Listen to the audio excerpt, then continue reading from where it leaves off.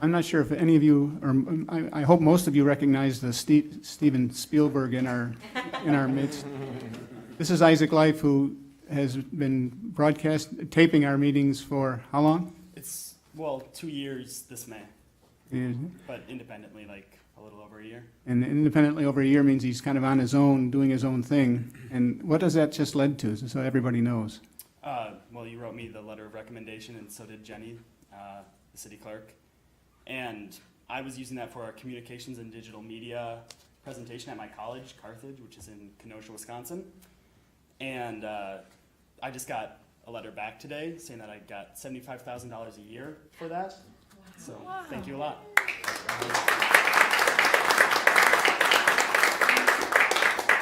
Now get back in there and turn on the tape.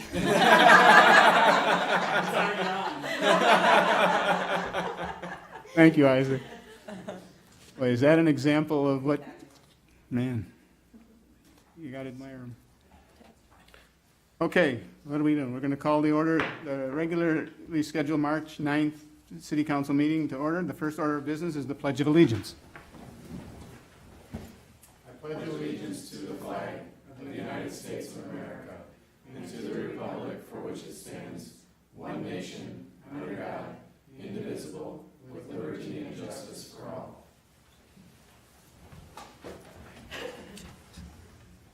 Next, we'll adopt the agenda unless there are any changes to the current agenda. No changes? Is there a motion, please, to adopt the agenda? I move that we adopt the agenda. Second. All in favor? Aye. We've adopted the agenda. Next is the open forum. It's an opportunity for residents to address the council on topics not on the current agenda. Does anybody wish to address the council? Seeing none, we'll move to the consent agenda, where all items on the consent agenda are approved with one motion unless any of the council members wishes to remove any item from the consent agenda. I'd like to remove item. Are you raising your hand? It's okay, go ahead. Item A, the renewal of the refuse recycling compost haulers licenses. That means we have an amended consent agenda. Is there a motion to approve the amended consent agenda? I move that we approve the amended. I'm doing it out of order. Sorry, I was going to pull the minutes from the last, I'm sorry, Tom. well, nope, no problem. Which one? The minutes from the last council meeting. Okay. Sorry, I was trying to make sure I had my notes in the right place here. but- That's the middle one.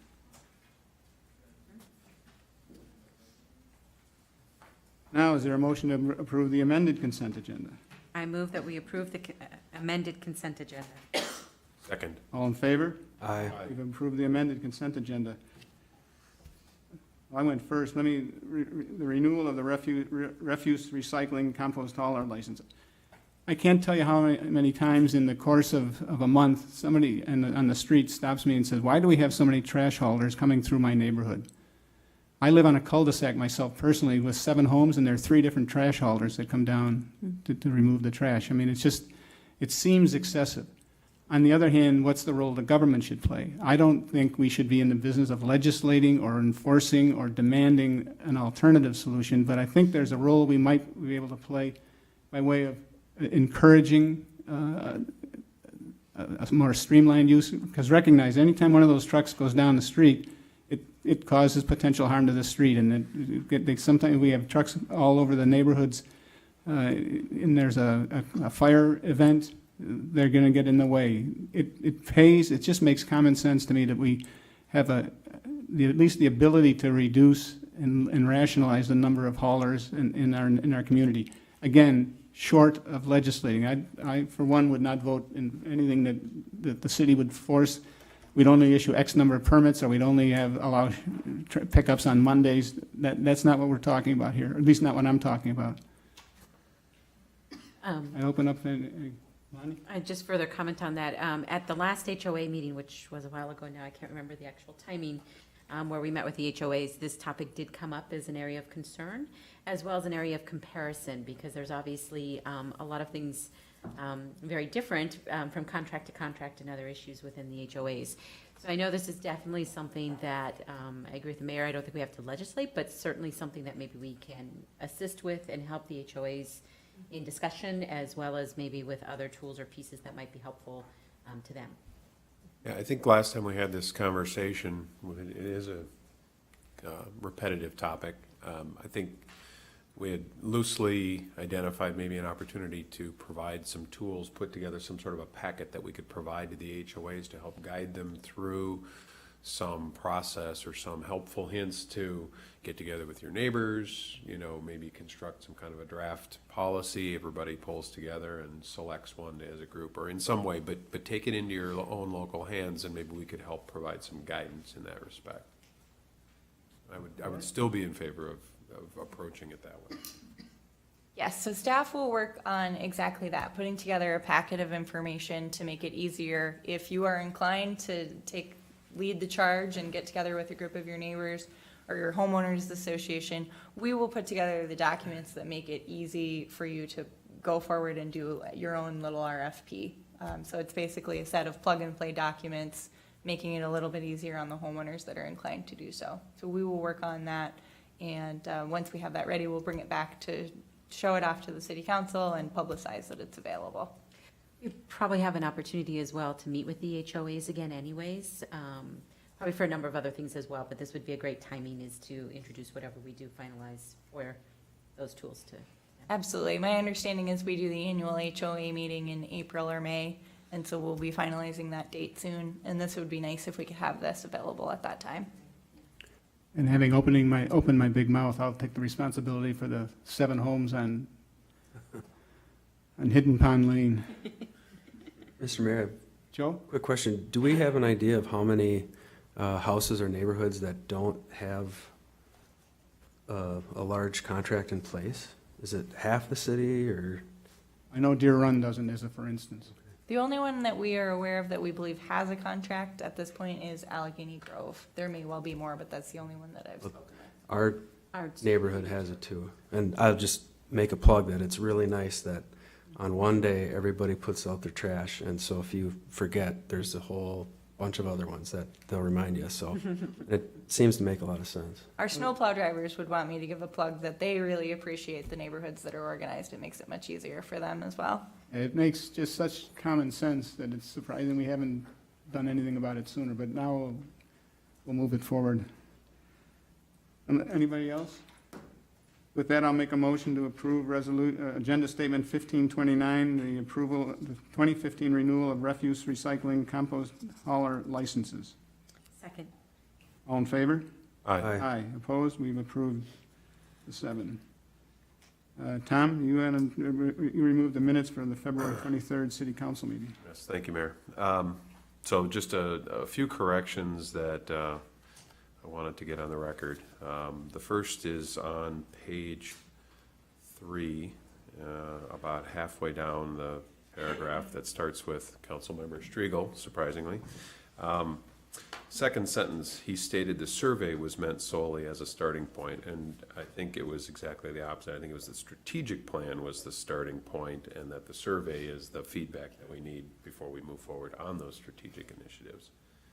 The next was that same paragraph, with respect to the pool, and it says, he explained that the timeline given was simply an acknowledgement of an idea, and actually, the timeline there was noted as it's an outside organization's timeline. It wasn't an idea. It was somebody else's timeline that we don't have control over, and that's why it was on the schedule the way it was. Next, moving down to the next page, it was a discussion around the park and playground in the, Lakeside Estates and Bayfront Park projects. And I had voiced concern, and this is just an absence or just an omission from the minutes here. I had voiced concern that I thought putting a parking lot next to a tot lot would be a poor choice, and that I think it would be more in keeping with the neighborhood park concept, that it would be most suitable for pedestrian traffic and pedestrian use of the park, and if you do have to have a parking lot for a ball field, that be more segregated from the small children play area. And then lastly, on the next page, I think this is the last one, page 5, Under the approval of the new interchange, the motion at County Road, it states County Road 42 and Highway 212. I believe the record reflects it was County Road 140. And that's referenced in a number of points in this item B on that page. And that is all. Thank you. So with that, I'll make a motion to approve the amended minutes of the February 23rd City Council meeting. Second. Just one comment before we approve, and we'll approve this. Okay. Do you want to touch on the whole study of how we take minutes and what our next steps might be? Yes, City Clerk Jennifer Kresh has been researching other methods that cities use to take minutes and what the alternatives to what we presently are using for minutes is, and we'll be revisiting this topic at our next council meeting on March 23rd. In short, there is a spectrum on which you can be for minutes, from the statutorily required recording of who's here and what the motions are, all the way up to verbatim minutes. And we're on we certainly don't have verbatim minutes, but we're on that end of the spectrum presently with something that is referred to as full detail, where we try to capture some of the conversation. And just as a preview of what we'll be talking about at the next meeting, we're at a point now where technology has advanced. We are videotaping all of our meetings. They're available on YouTube. You can get a DVD of them. And so what we've been looking into is this method of taking minutes still what works best for the city of Victoria? Or might it be better to follow the lead of a number of other cities that have gone to a more limited detail, where we're recording action items and some of the direction, a smaller portion of the conversation. But if someone wants to really understand what happened at the meeting, they're going back to a videotape where they can fully understand the context and you can hear exactly what someone said. But that will be an agenda item that we discuss on March 23rd. Thank you, Lauren. We have a motion on the floor with a second. All in favor? Aye. Aye. Opposed? We've approved the minutes of the 23rd. Next, we have donations. Someone like to make a motion? I move that we approve resolution number 15-30, a resolution accepting the donations from, Catherine Matsusak for $50 for the fire department, Daniel and Marilyn Menzer for the bench donation for Norman and Elise Menzer, and then keys for kids, piano for the recreation center. Thank you to all for those donations. I'll second that. All in favor? Aye. Opposed? We've accepted the donations and with gratitude. New business, the well number 2 repairs. Public Works and Parks Director Ann Monkey is here and will give us a staff report on this item. Good evening, Mayor and Council. The request before you this evening is to approve well number 2 repairs and reinstall by Renner and Sons for a total dollar amount of $31,178. Well number 2 was constructed in 1987. It's a 10-inch diameter well that drops below 530 feet and produces 1,000 gallons a minute for our water system. So it's a critical piece of our water system. Generally speaking, we pull a well every 10 years.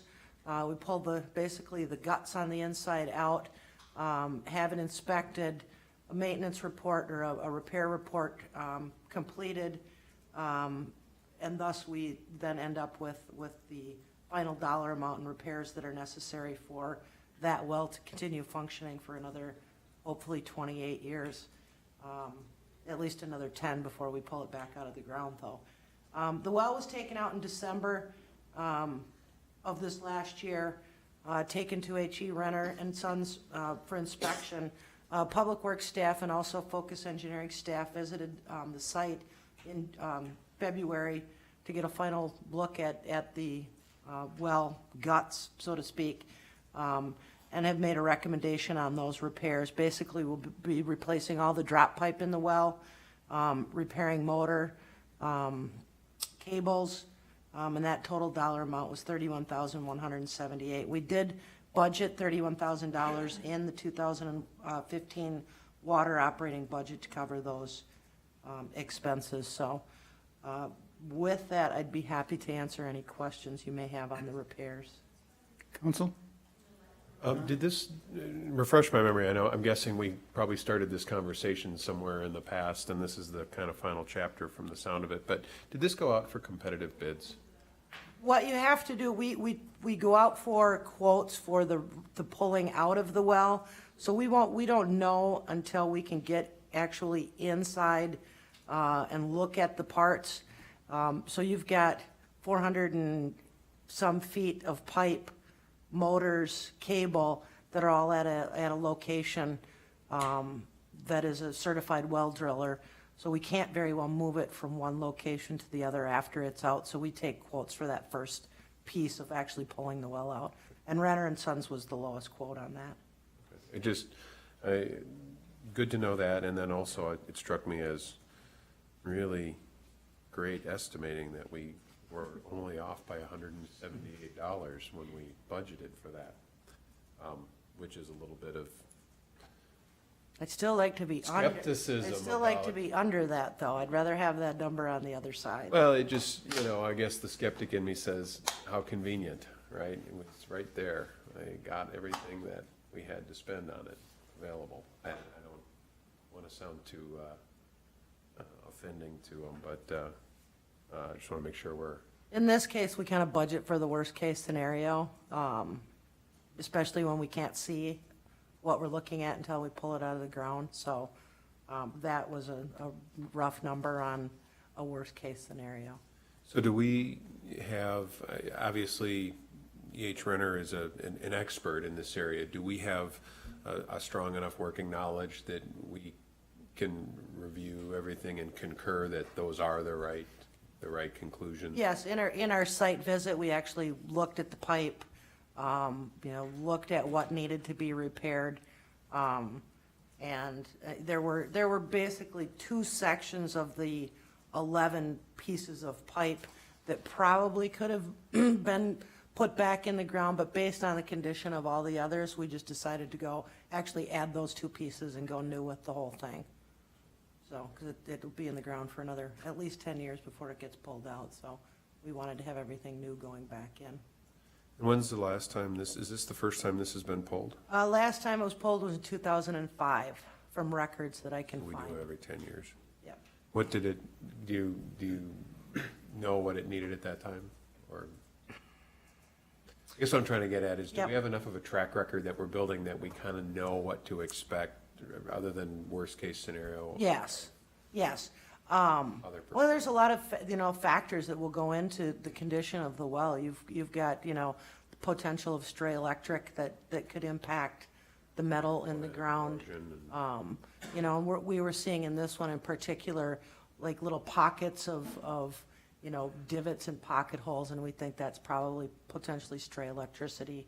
So that can increase or decrease, depending upon how much is in the ground, the life of that pipe, so. Do we have the ability, when we see those kinds of things, to install sort of preventative measures that would? It would be very difficult to find it or to trace it. It usually is, could be somebody, in a case, if somebody has a ground wire in the ground and without, if it was their home, say, you wouldn't be able to trace that.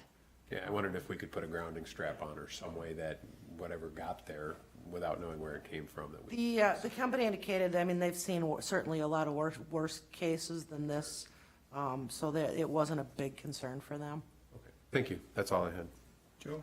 Yeah, we've heard quite a bit in the news about the aquifers being depleted, and I was just curious if we've looked at how the water table is in comparison to the bottom of the well, and are we confident that in 10 years the well's going to have water? Councilmember Pavelko, I am currently working with a group from Carver County that is actually looking at that type of program with doing some more installing of monitoring wells. For example, and maybe Lori can speak to the Chanhassen situation where they well dried up. I mean, there was no indication, and it never came back. So is there a 100% guarantee that it could happen? Absolutely not. You know, it's potential always exists that you could lose a well. Whether or not the aquifer is running, you know, all of a sudden, you know, they just dried up, so. Thank you. Any other questions, comments? Somebody want to make a motion? I'll make a motion to approve agenda statement 1531. Sorry, my little note in the way here.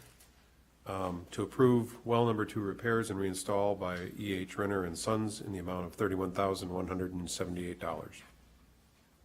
Second. Any further discussion? All in favor? Aye. Opposed? We've approved the well. Community sculpture? Thank you. Executive Assistant Jessica Bizey is here to give us an overview of the latest work of the Centennial Committee. Thank you. Good evening, Mayor and Council. I just wanted to give you an update on the work that the Centennial Committee has been doing since December.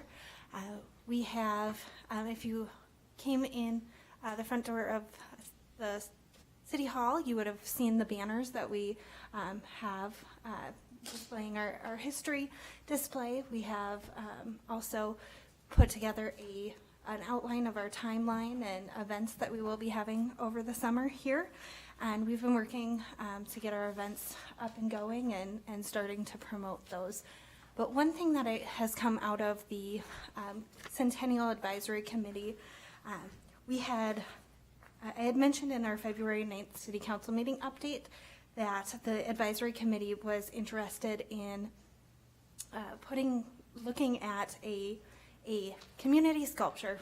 And so the committee, committee member Randy Miller was able to contact local artist Deb Zeller to get us started looking at what a community sculpture could be.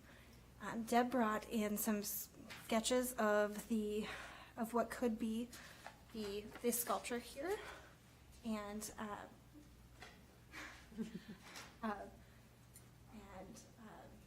so the committee is looking at looking at planning and fundraising efforts for community sculpture. I thought I'd just briefly touch on who Deb Zeller is. She's a local artist. She lives in Victoria here. She's a sculptor, painter. She does sketches. Works that you might have seen from her include the Hutchinson Law Enforcement Park. The sculpture the sculpture that's there is something Deb put together. There's a sculpture that she's recreated in a few different places, but is on permanent display in Canada. And then she also did a sculpture in front of Holy Family, so something local that's at the entrance of the Holy Family building there. The sculpture that she had submitted has a few different elements. So the smaller pictures outline here for us the different elements within the bigger, larger sculpture. So we have a V for Victoria. There would be roots that symbolize the history of Victoria since we've been here for 100+ years. We'd be looking at those. There's waves for our city of lakes. There's an arch that would hold trees and community members, and the trees represent our city of parks. And of course, we have our people. So all three lined on top of each other create the bigger sculpture. So you can kind of see what that looks like all together. Is the proposed sculpture. And we'd be looking at doing a concrete for the V and possibly for the roots, or bronze. Otherwise, the rest of the sculpture would be steel. And going with concrete, it would lessen the cost of the sculpture on on a larger scale. So one thing that we had talked about with the committee was, well, if we're going to go ahead and do a community sculpture, where could it be? So we've talked about looking at, there's the circle near the creamery area. It has or near the creamery building has a nice area, would allow you to walk around the sculpture and view it. Possibly looking at the bandstand or somewhere near Steiger Lake. Steger Lake, I apologize.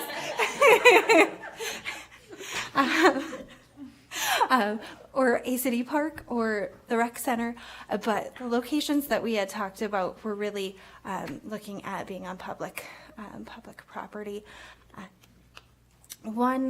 Just to let you know, the group was most interested actually in the site near the creamery, the circle there.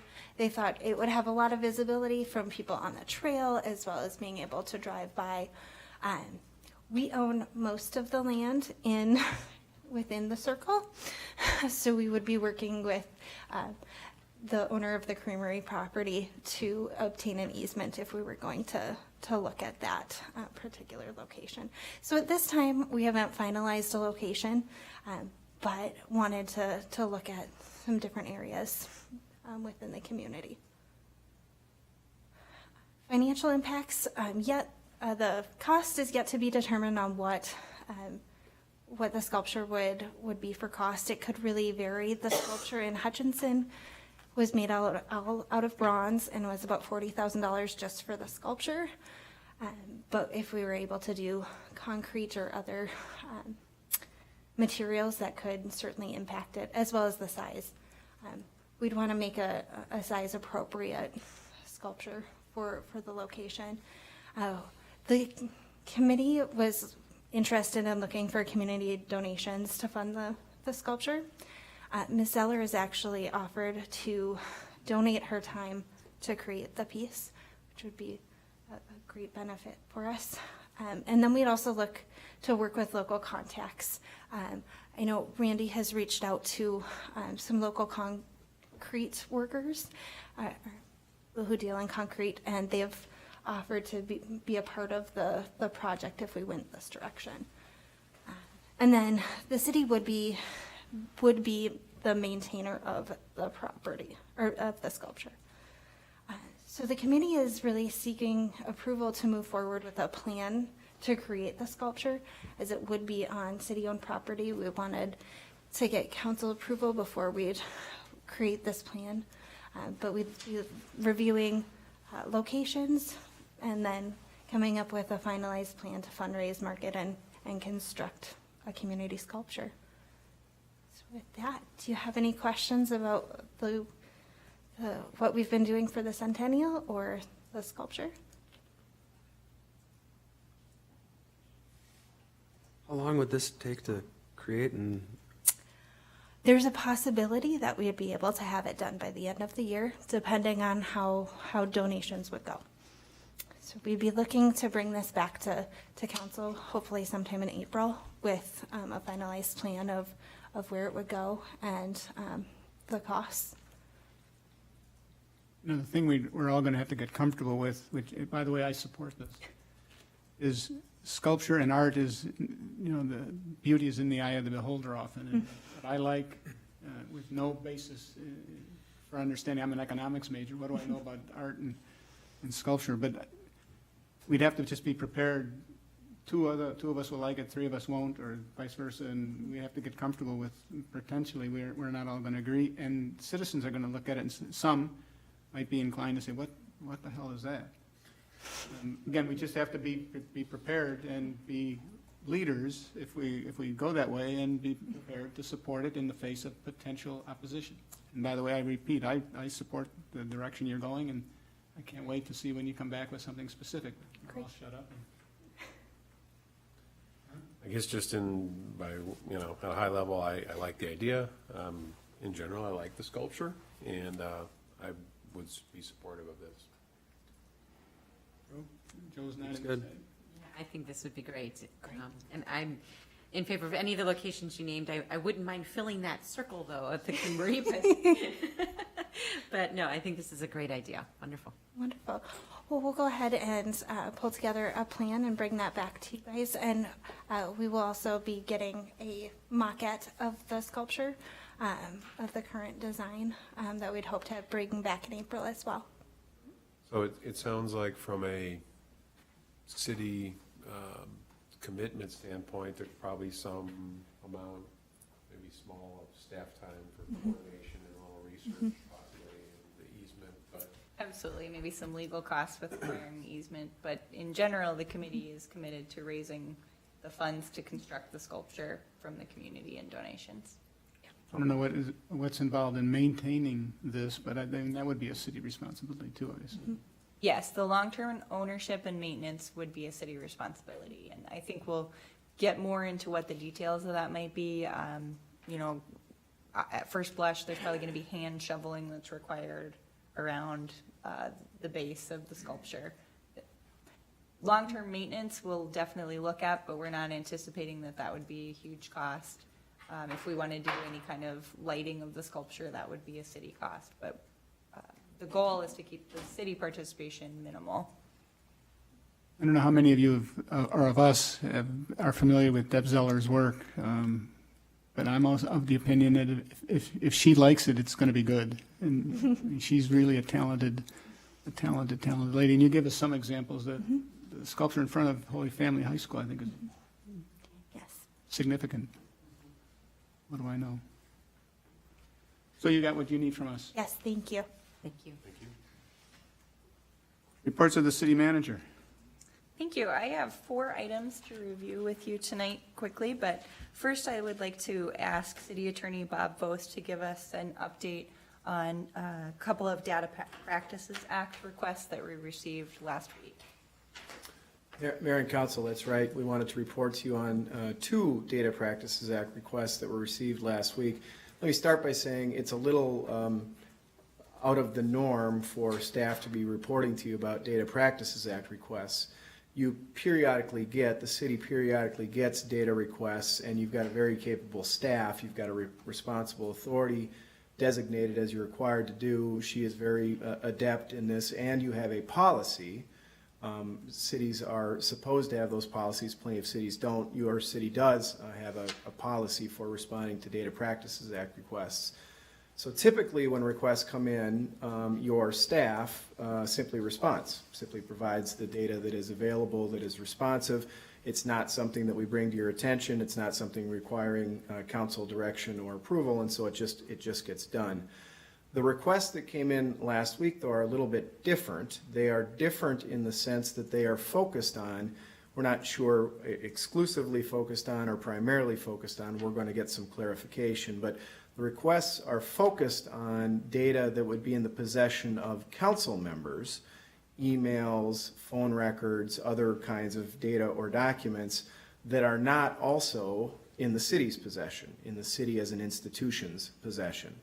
So this request is different than the typical Data Practices Act request. I don't know if it's absolutely novel in the city of Victoria's history or not. It may be. But because it's focused on data in council member possession, we wanted to bring that fact to your attention. 1. 2, because the request as it's the requests, there are 2 of them, because the requests as they're drafted are quite broad and in some respects, in my opinion, ambiguous, and because, again, they're novel for Victoria, we're going to ask for some clarifications of the requests. So the first step is going to be to sort of get clear about what exactly is being requested.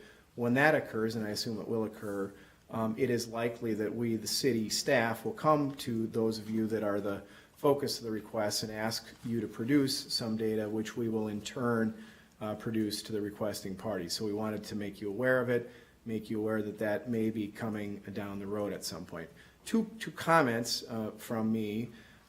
First of all, the requests are made directed to data that you may have as council members because, as I understand it, until relatively recently, the city did not issue to you city-issued phones, cell phones, and until relatively recently, there were not city created email addresses or email accounts for you as council members. You were expected, if you were going to communicate about city business outside of a city council meeting with the public or with somebody that wanted to talk to you about city business, you were expected to do that via your own cell phone or your own email account.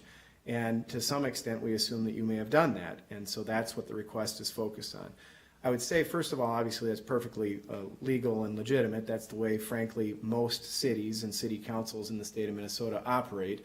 There are lots and lots of cities where the city has not yet issued and may never issue city-issued cell phones and may never establish a city email account for all of its council members. So the way we operated in the past at some time is very typical and is being conducted by lots of cities around the state of Minnesota, first of all. Second of all, the request as it's drafted now is not typical. It is very, very broad. It seeks data on its face over a period of years, not limited to any particular topic. That is an extraordinarily broad request, and so that part of the request is not typical, not normal, and so I'm going to seek some clarification on that.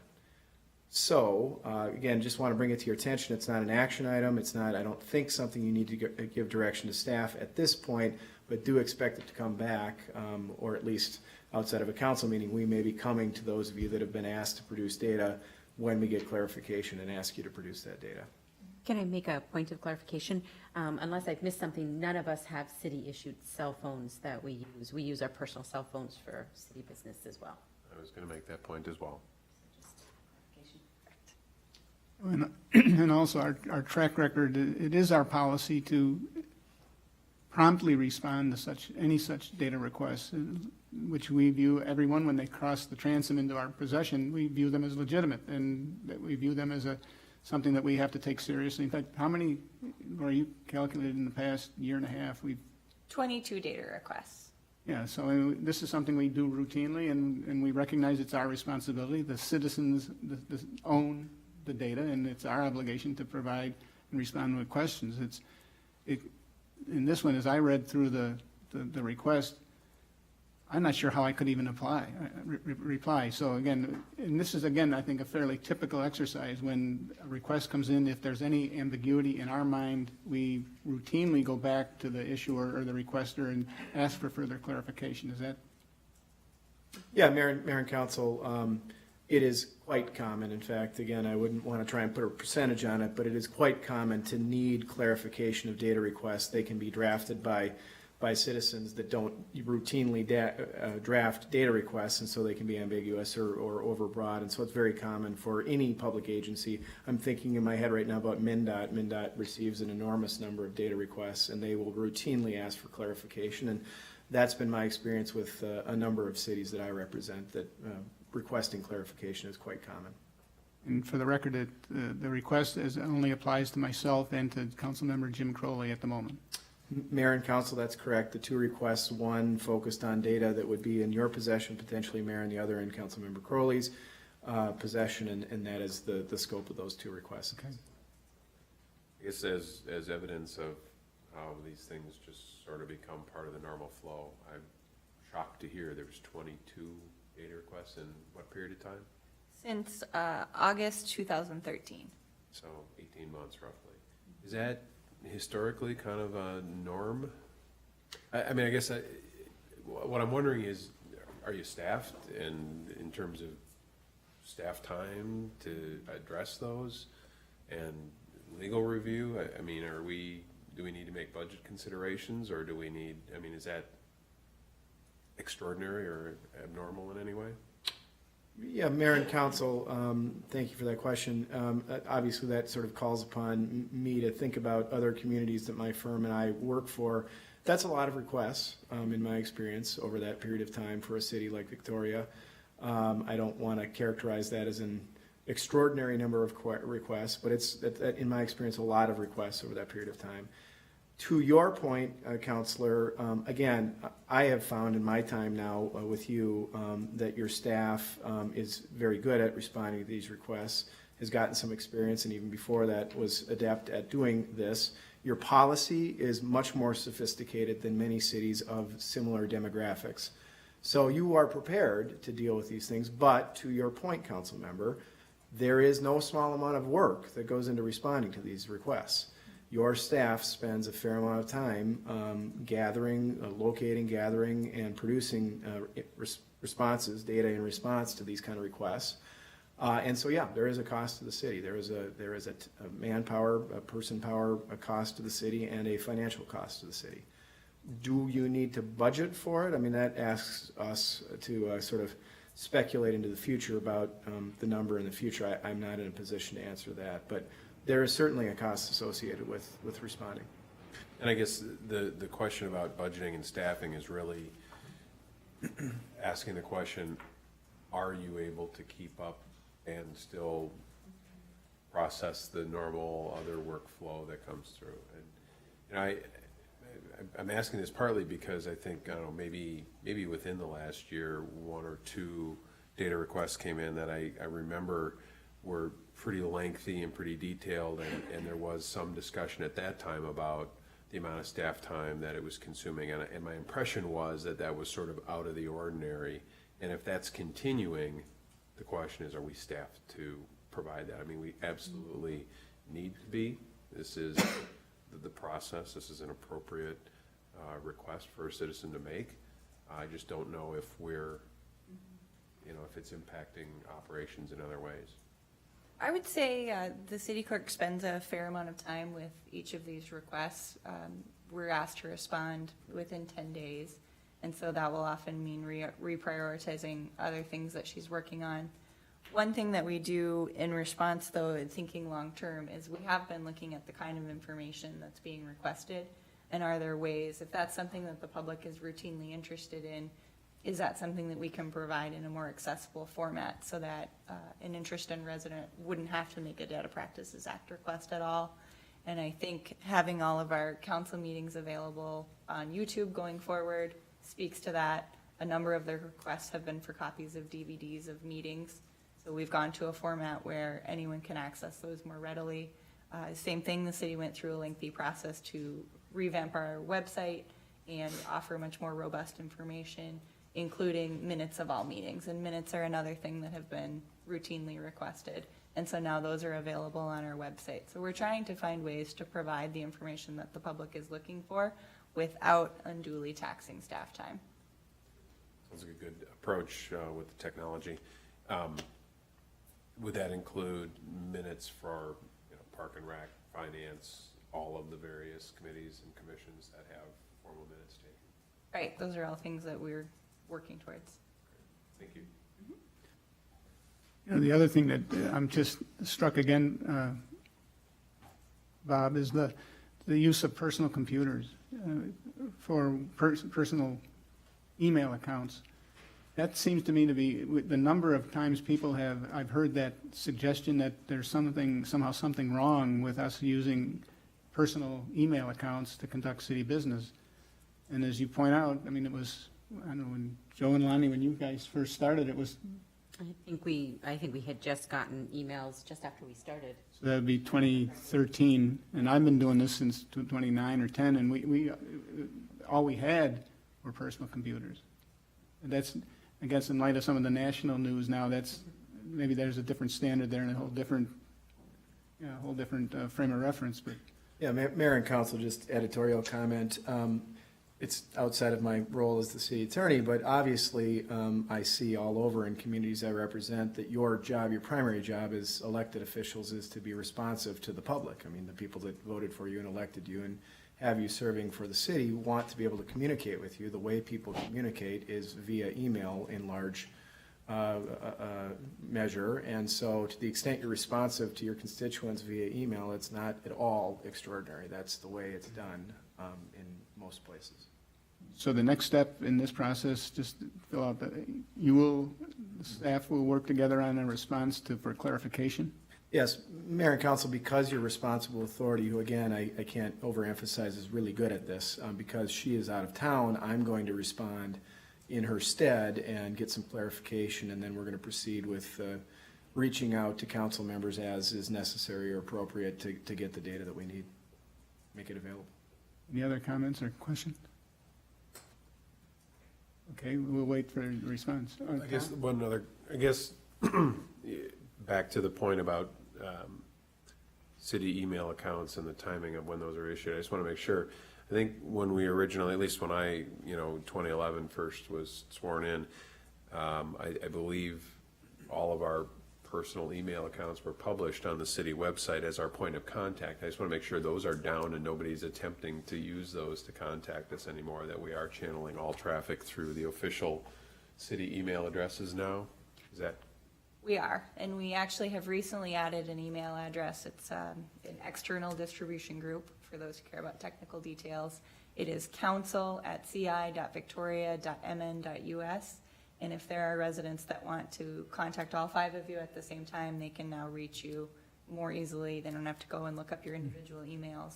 They can reach you at that one email address. But your official emails are published on our website. Thank you. Any other questions, comments?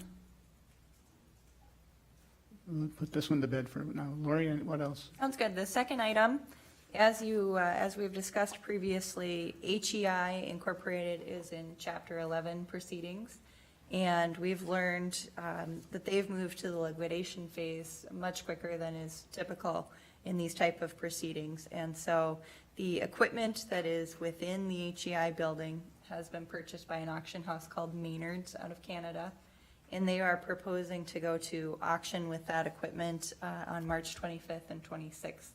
So this is moving much quicker than is typical in these type of proceedings.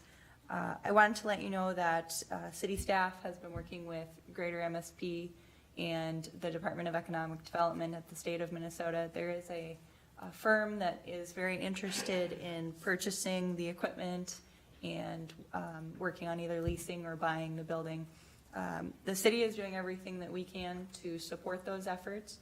One of the ways that the city might be helpful if this goes forward would be in supporting an application that this company would make to the Minnesota Investment Fund, which is a grant program that the state of Minnesota runs that talks about this specific kind of life science investment and job creation. Because we're on such a tight timeline, their ability to secure financing before the equipment goes to auction is unknown at this time, but everyone who has some power to help them is trying to help them make that timeline. I mentioned that to you for 2 reasons. One, so that you'll know that the city is being proactive about what the future of this building within our city is going to be. But 2, should they be able to secure the financing that they need, we may need to ask you to come back for a special meeting. The auction house has indicated that they would need to know to have a purchase agreement in place by March 22nd, and we don't meet again until the 23rd. So in the event that they are able to secure a funding package, and in the event that that would include a MIF application, which the city has to pass a resolution of support on before it can be submitted, I'd be looking to all of you to schedule a special meeting. And we would, of course, notice that and make sure anyone who wanted to attend was aware of that. You want to just handicap it in terms of the potential for success? This is not a slam dunk by, No, it's not. This is, the short timeline in particular is handicapping the project. Also, just this wasn't something that's been in the works. Because the closure of HEI was somewhat abrupt and now the liquidation is going more quickly, it's just requiring everyone to act on timelines that aren't usually expected. But I always like to remain optimistic, and everyone that's involved in the project, I feel like, is trying to pitch in whatever resources they can to see if this can happen. Should it not be successful, to that note, the equipment will be auctioned off March 25th and 26th. It usually takes 60 to 90 days to arrange for those buyers to come and have the equipment shipped out. The building is owned by HEI, and they've indicated that they'll be engaging a commercial real estate broker to list the property for sale for them.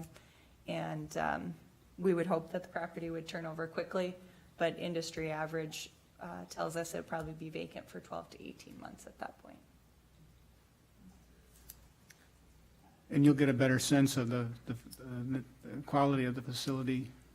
Yes, Community Development Director Ben Landhauser and I are scheduled to tour that facility next Monday, so that we'll have an idea, should this not go forward, how we can help in marketing the building. even though we don't serve as the broker, obviously, it's pretty typical that we're going to take calls from interested parties that want to know what the potential for use is, and it will really help if we've been through the building and can attest to that personally. That was item 2. Item 3, I want to just remind everyone that we are having a Highway 5 informational open house in this building tomorrow from 5 to 7 p.m. Residents that are interested are welcome to come at any point during that period. At 6:30, we'll be sitting down together to talk about ways that the city might positively impact what that project means to their daily lives over the course of construction this summer. And if you're not able to attend that meeting, there is a project website, and our staff is always happy to take emails or phone calls to answer questions. And the last item, I wanted to report back on what was a very exciting weekend for us here. The Victoria Library celebrated their grand opening and their first day on Saturday. And thank you, you were all in attendance. It was a great event. And Ben had asked me, how many people do you think were here? And I said, oh, that's not one of my skills, is estimating people. The final number was 1,017 people. They actually counted, they had a counter They at did have a counter. the main yes. door. Yes, so if you were here for the ribbon cutting, you all were, there were 260 that were here for the actual ribbon cutting. I have some fun stats to share with you. 659 items were checked out on Saturday, and they shared with us, they have almost 6,000 books on the day of opening, 2,000 DVDs, and they left 25% of their book budget in reserve to see if they could begin to identify the patterns of what people are looking for at our library. So that 6,000 books, 2,000 DVDs represents about 75% of their eventual collection. They issued 78 new library cards. They had 155 children complete the scavenger hunt and get a free book. They had 139 adults complete the passport.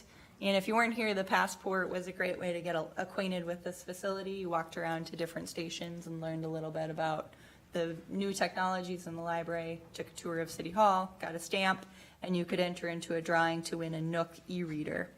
And then in the afternoon, adult author David Housewright was here, and they had about 40 people that were here for the author talk. I know for my observations, the energy in this building was great.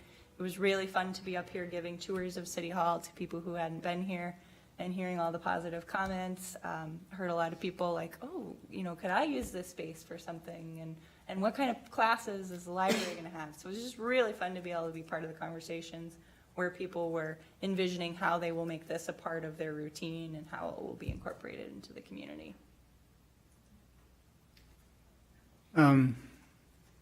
It's impossible to listen to that and not be amazed, at least from my perspective. This city staff has done just an incredible job, from Lori right on down to everybody. Completing the construction of 2 buildings, 2 grand openings, 100-year program, sculpture, HEI, the new grocery store opening up. And that's just the outside of the norm stuff. The day-to-day, the phone rings and somebody's got an issue with drainage, or there's a dog that's loose. I mean, that stuff just happens.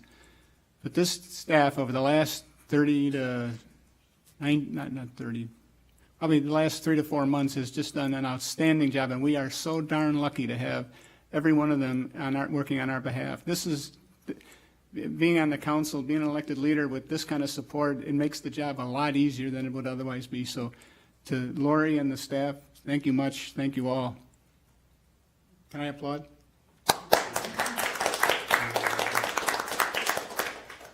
Thank you. I speak on behalf of all of us. I know we really appreciate that support, and it's just been a really fun time. It's great to have so much going on in Victoria.